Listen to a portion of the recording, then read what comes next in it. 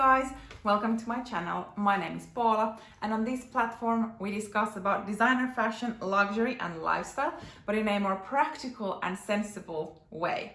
Let's talk about the summer essential sandals. So the topic of today is, should you splurge or should you save on the item that is sandals? And I have two examples here. This is just gonna be more like, I don't know, different viewpoints presented in this video. So there is not gonna be a right or wrong answer, but I would be most curious to know your thoughts about sandals. Is that a place where you are okay of spending a lot more money? Or is it something that you kind of save up on, or are you somewhere in the middle? Let's continue in the comments down below. Before we get started, it would mean the world to me if you would like this video, comment down below, but definitely subscribe to my channel and come back here. I post new videos every Monday and Thursday, and I think you would also like it here. So the topic came to my mind because these are the two new pairs of summer sandals that I have purchased for me for the upcoming summer season. And I kind of went to the splurge section with the Chloe Woody sandals. If you haven't watched the unboxing, I will link the video up here as well as down there.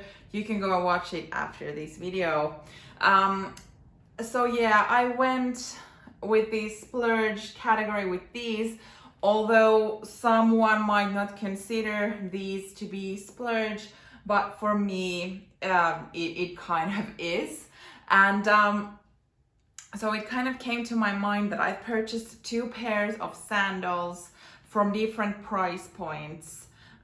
So how do I feel about these type of flip-flop slide open toe sandals?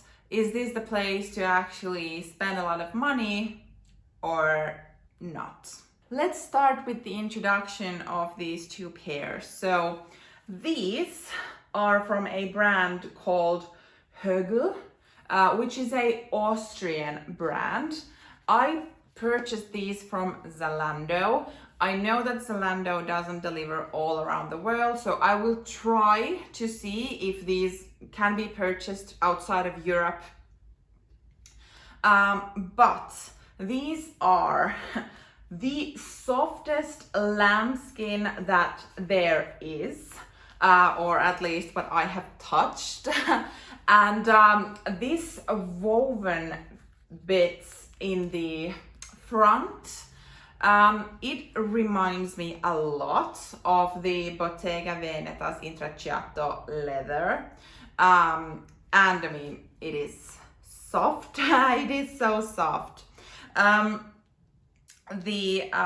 is a kind of flat sandal under the toe, but it is super squishy. So when you push down on the bottom, you can feel that there is some cushion down there. In the heel, there is a tiny heel, which at least for me is good. I'm too old to walk in a super flat sandals. I need that there is some type of elevation for my back. Yeah, let's not go there. But basically, this is the sandal I purchased. It is, I would say, like a basic black slide sandal, but you can kind of feel the quality in these. And if I'm completely honest, these are not from the save category. These were not cheap.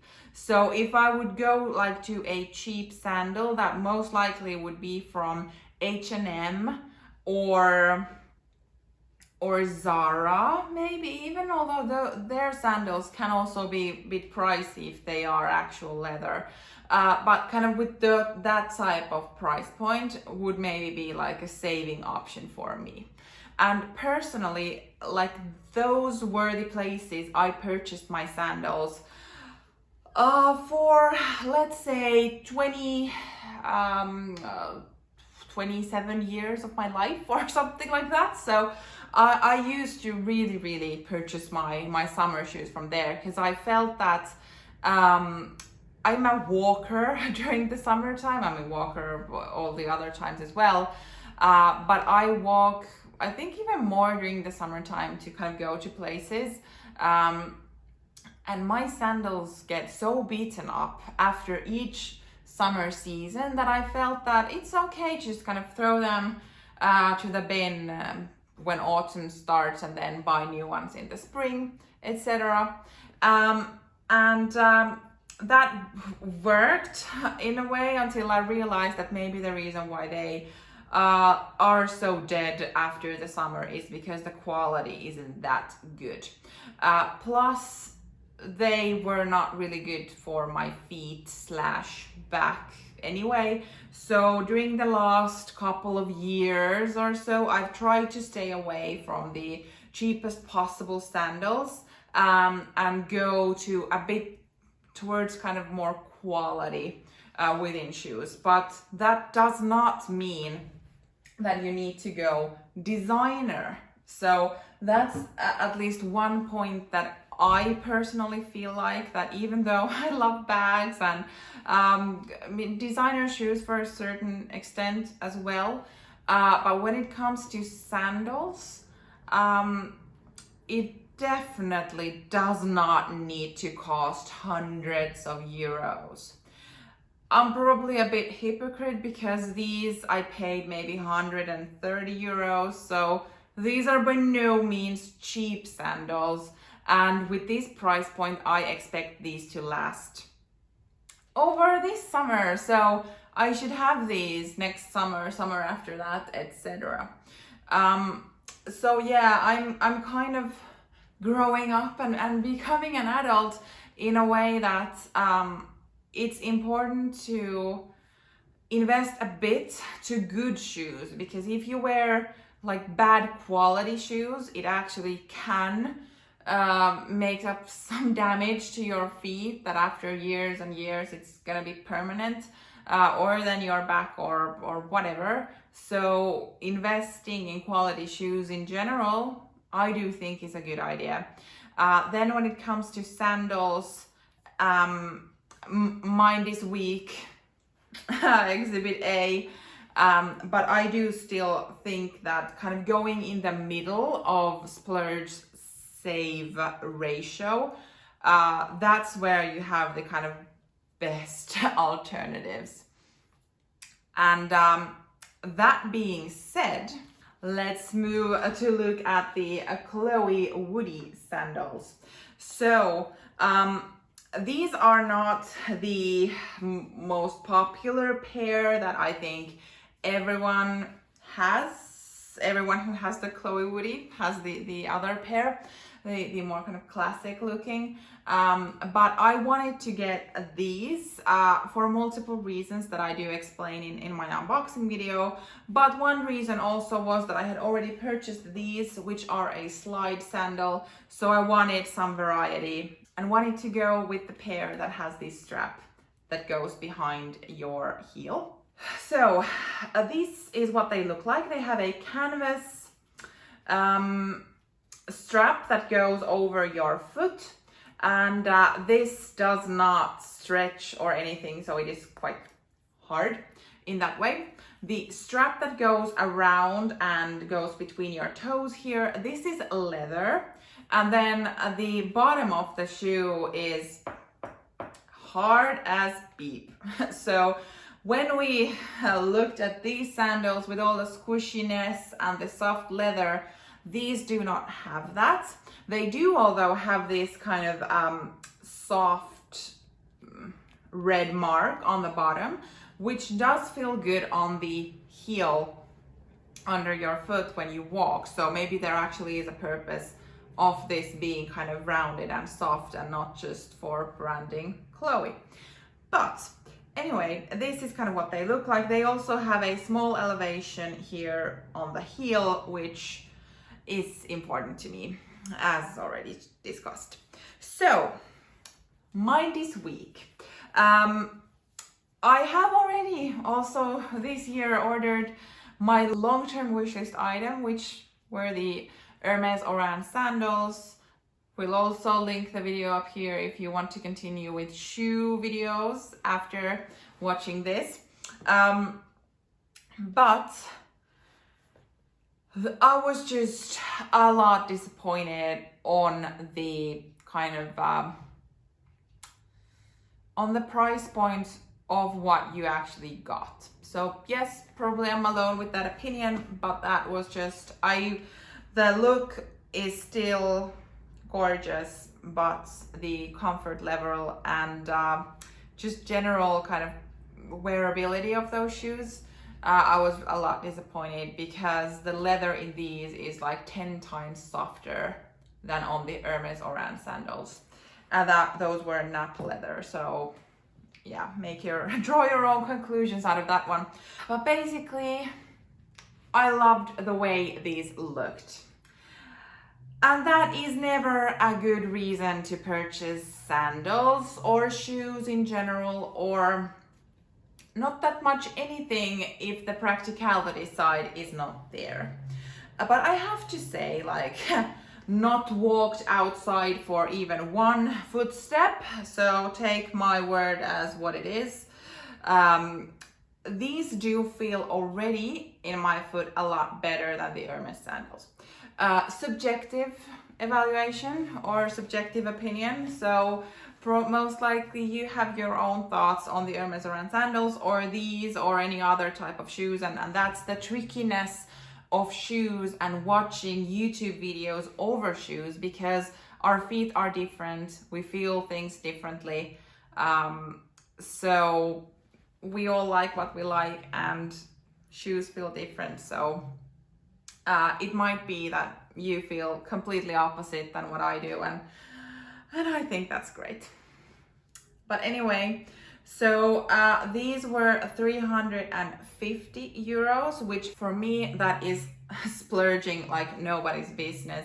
Like actually putting 350 euros on a pair of summer sandals that I can't wear year round in where I live. And that might also be one reason why I personally would not recommend putting like at least like some sandals in the luxury designer world are like 1,000 something euros. That's a lot of money to put on sandals. But yet again, we are all different and have different priorities. So don't take offense on that. But with these, I love how they look. They are actually comfortable. One question mark I do have before I actually have the possibility to wear them outside, because the bottom, I don't know if the woody name comes from the fact that this is quite stiff and hard, the bottom of the shoe, although when you have your foot on this one, it doesn't feel like your foot would be on wood. But like comparing to these, they don't really even compete in the same category. But nevertheless, I just gave in to my desires and got these. And to be like completely honest, I don't regret it, even though this video might sound like it. I'm just thinking from, I don't know, logical point of view, that these shoes that cost the third than what these shoes cost are, I would say, better in the comfort level in each side that you look at. So this is kind of an interesting experience for me in a way that, of course, since these are designer, these are super expensive, I'm gonna be wearing them with caution. I'm gonna be choosing situations when I'm gonna wear them. Whereas with these most likely are gonna be my somewhat of like everyday sandals in a way. So that might mean that these will be looking a lot more dead after the season than these that I'm gonna be kind of preserving for special occasions. But then I kind of thought to myself that maybe that's okay. I splurged to one pair of sandals, and I'm gonna be taking good care of them and not dragging them and walking like tens of kilometers that I do basically during the summertime, but I'm actually gonna be looking after these so that they will look good and they will be alive for the seasons to come. And with that, they will kind of pay back the money that I splurged. So I don't really know what the conclusion of this video is. Probably that I am not tempted to change all of my summer sandals into these kind of luxury designer brand shoes. But the best and most practical and sensible alternative for me is to go to these kind of midway brands that actually offer super quality leather craftsmanship and stunning looks, classic features, etc., and kind of still look super elegant and feel good walking in them, but at the same time I don't have the backing of my mind that like each step is like 500 euros, if you know what I mean. That I can have a bit of like ease on my mind, that I'm not having my most expensive pair of shoes out when it is plus 30 degrees Celsius and we decided to go to the beach or something and I'm wearing my expensive shoes. This was just my 2 cents over the matter that should you splurge or save. So we all have our different priorities, but I just wanted to try to somehow showcase that expensive price tag does not automatically mean better quality than the less expensive shoes. So just kind of keep that in mind when shoe shopping. And then obviously we're all human, so if you like something, you like something, and hopefully it works out for you. But at least for me, this is like, I'm gonna stay with these mid-level brands than just kind of shifting all the way towards expensive stuff. So so that these can be kind of, they can stay as special items for me, if you know what I mean. Wow, I hope this video made some kind of sense to you, but also hope you enjoyed. This is kind of pondering that I do with myself quite often when I'm in a need of something new, like should I invest a lot of money, should I not, is high street enough, or should I go somewhere in the middle, etc. So this was just kind of me sharing my confused thoughts to you guys before the summer season. Thank you for watching and see you in my next video. Bye!